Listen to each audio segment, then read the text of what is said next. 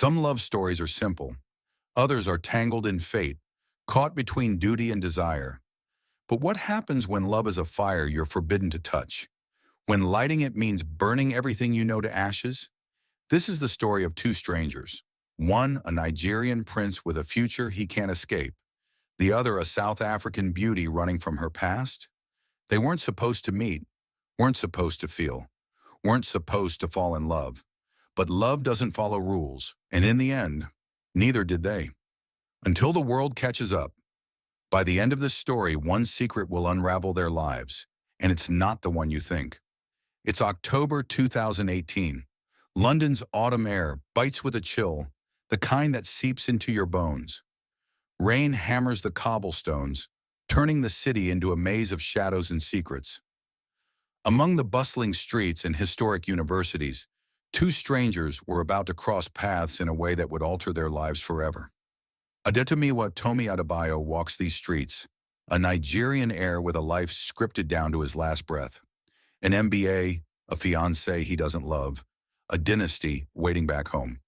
But tonight, he's not the prince, just a man stealing a moment from his cage. Across the city, Zinhle Mbeki fights the same reign, a spirited South African journalism student from a modest township in Johannesburg, chasing a dream her township could barely imagine. Zinhle was the pride of her family, the first to study abroad. She was determined to make something of herself, to tell stories that mattered. She had just finished a grueling shift at the cafe where she worked part-time to support herself. Her umbrella was barely holding up against the downpour as she hurried to catch the last bus back to her dorm. But as she turned a corner, she realized she had taken a wrong turn. The streets of London with their labyrinthine alleys were unfamiliar to her.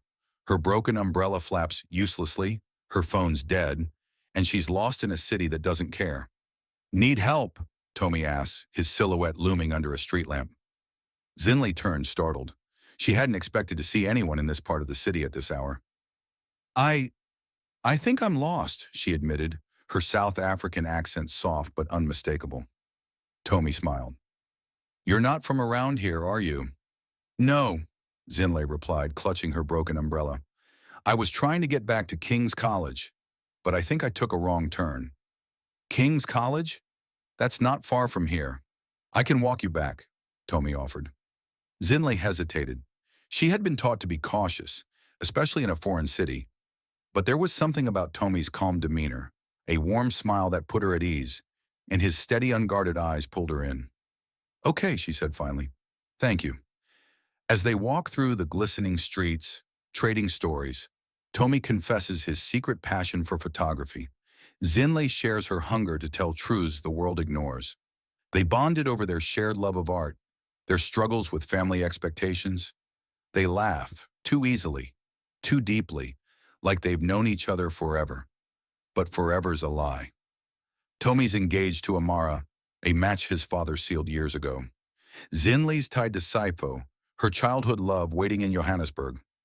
By the time they reached Zinhle's dorm, the rain had stopped, and the streets were glistening under the streetlights. They should have said goodbye at her dorm. Instead, Tomi handed her his card. "If you ever need a guide or a friend, don't hesitate to call." Zinhle smiled, tucking the card into her pocket, a spark flickering in her chest. "Thank you, Tomi. I owe you one." Their meeting was supposed to be a one-time thing, a fleeting moment in the chaos of their lives. But fate had other plans, and fate doesn't care about rules. And soon, neither will they.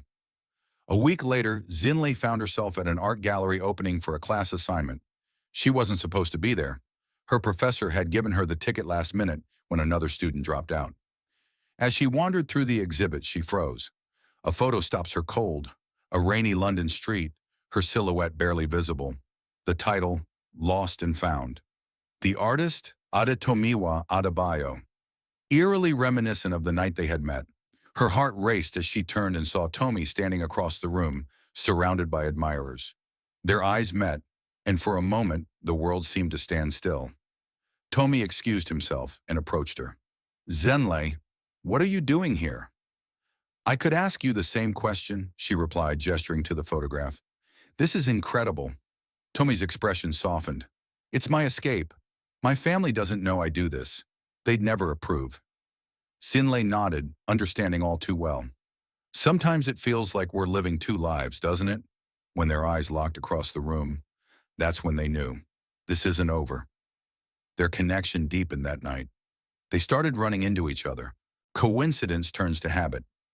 Library run-ins, stolen coffee breaks, a debate where their hands brush under the table. Coincidence became familiarity. Familiarity became curiosity. Curiosity became something far more dangerous. But from the very beginning, they knew it was wrong. Tomi was engaged, and Zinhle had Sifo. They tried to resist, to stay friends, but the pull was too strong. Late-night study sessions turned into long walks along the Thames. Stolen glances became lingering touches, and before they knew it, they were in too deep. Friends noticed and they were divided. Emeka, Tomi's loyal shadow, growls, "End it before it destroys your future, Tomi. Your father's empire won't survive this." Priya, Zinhle's roommate, whispers, "Don't let guilt chain you, Z. You only live once. Don't let fear decide your fate." But the pull's too strong. Late nights become secret escapes. Dark parks, hidden cafes, a world where duty doesn't exist. The night that changed everything came at a gathering for African students. The music was loud, the drinks were flowing, and nostalgia filled the air. A slow song hums through the air. Tomi finds Zinhle on the balcony, her eyes lost in the skyline. "Thinking about home?" he asked. She sighed. "Thinking about everything." A pause, then slowly he extended his hand. "Dance with me." She should have walked away. She doesn't. Instead, she took his hand. And in that moment, something shifted. And under the stars, with the city buzzing below, they cross a line they can't uncross. But across the room, a phone camera flashes. Someone's caught them. And the photo is already on its way to Nigeria. Days later, Zinhle pulls back, avoiding him. "This isn't real," she snaps. It was nothing, she reassured herself. A moment of weakness, nothing more. But deep down, she knew she was lying, and her trembling hands betrayed her. Tomi found her that afternoon. "Why are you running from this?" Her voice was sharp. "Because it's not real." Silence. Tomi fights. "How do I let you go when you're the only thing that feels right?" Then softer, she added, "Sifo is my future. You're just a moment." "This can't last, Tomi. We both know that." Tomi sighed, running a hand through his hair. "I know, but how do I walk away from something that feels so right?" They try to stop. They fail. It should have ended there. But it didn't. Because sometimes, a moment is all it takes to change everything. Then the cracks show. Amara, Tomi's fiancée, calls him, her voice sharp. "Where are you, really?" Amara began to grow suspicious. She had noticed his frequent absences and the distant look in his eyes when they spoke on video calls. Zinhle's boyfriend, Sifo, started calling more often, sensing her emotional distance. Sifo texts Zinhle, "Why don't you answer anymore?" Their secret was almost exposed one fateful night. Tomi had taken Zinhle to a private photography exhibit, a passion project he had been working on for months. As they stood in front of a photograph of Zinhle, her silhouette against the London skyline, a voice rang out behind them. "Tomi, what is this?" A voice booms behind them. It was Emeka, Tomi's childhood friend and confidant. Emeka's eyes darted between Tomi and Zinhle, his expression a mix of shock and anger. "Do you have any idea what this could do to you? To your family?" Tomi's heart sank. "Emeka, please, let me explain." But Emeka wasn't listening.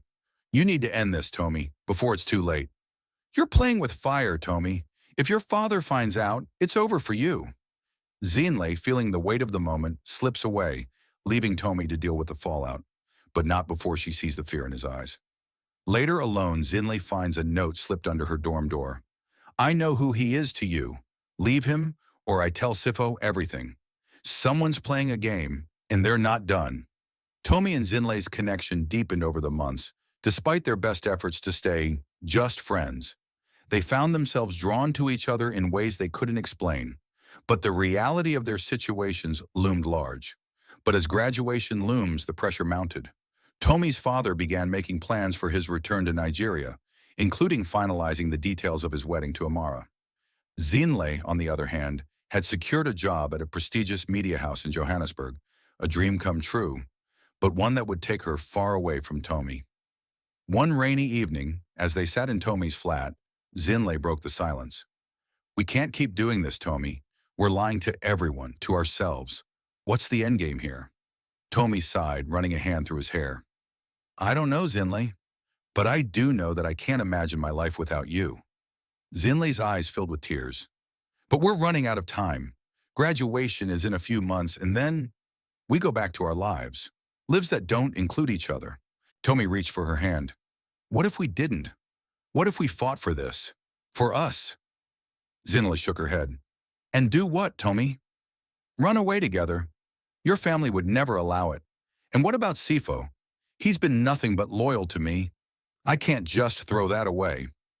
The tension between them was palpable, but neither could bring themselves to let go. A few weeks later, Tomi received a call from his father. "Amara will be visiting London next month," his father said, his tone leaving no room for argument. "I expect you to spend time with her and reaffirm your commitment to this family." Tomi's heart sank. He knew what this meant. His father was tightening the noose, ensuring Tomi stayed on the path laid out for him. Desperate, Tomi dragged Zinhle to Brighton for a weekend trip. "Let's get away. Just the two of us," he told Zinhle. "We need to figure this out once and for all." Zinhle hesitated but eventually agreed. The trip was supposed to be a chance for them to clear their heads, but it only deepened their connection. As they walked along the beach, "On the beach," he begs, "stay with me." "I can't lose you, Zinhle." "I won't." But their moment of peace was shattered when Zinhle's phone rang. It was Sifo. "Zinhle, where are you? I've been trying to reach you for days." Zinhle's heart raced. I'm just on a weekend trip with friends," she lied, her voice trembling. "He knows who's with you, Zinhle," he demands. Sifo wasn't fooled. "Friends? Or is there someone else?" The call ended abruptly, leaving Zinhle shaken. Tomi noticed her distress and pulled her into a hug. "We'll figure this out," he whispered. But even as he said the words, he couldn't shake the feeling that their time was running out. Back in London, the tension between Tomi and Zinhle reached a breaking point. They made a pact to end things amicably, to return to their lives and forget each other. But love has a way of defying logic.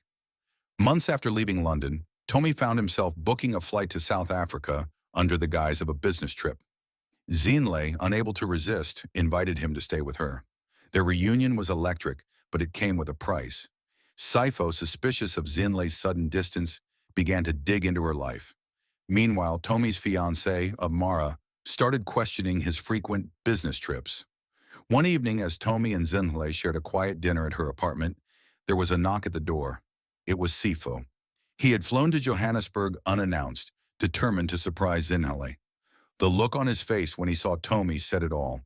Betrayal, anger, and heartbreak flashed in his eyes. "Who is this Zinhle?" Sifo demanded, his voice trembling. Before she could respond, Tomi stepped forward. "I'm a friend," he said, but the tension in the room was palpable. Sifo wasn't fooled. "A friend? Is that why you're here? In her home? At this hour?" The confrontation escalated, and Zinhle was forced to make a choice. But before she could, her phone rang. It was Priya, calling with news that would change everything. Priya's voice was frantic. "Z, you need to check the news. Now." Zinhle turned on the TV, and her heart sank. A breaking news headline flashed across the screen. Adebayo heir exposed in secret affair. Scandal rocks Nigerian business empire. And in another channel, the headline screams, Adebayo heir's secret affair exposed. A blurry photo of them flashes, London hand in hand. Tomi's face turned pale as he realized the gravity of the situation. His father's empire, his family's reputation, everything he had worked for was at risk.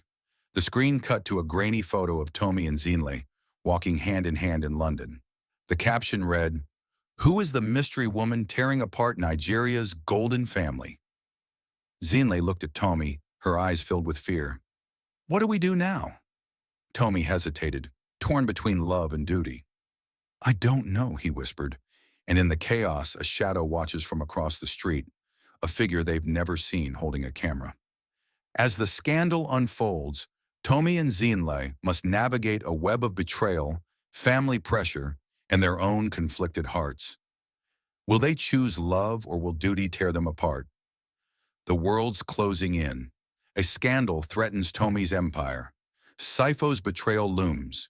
And someone they don't even know, holds their fate in a single photo. Will love save them or destroy them? The stakes are higher than ever, and the world is watching. Stay tuned for part 2, The Price of Love.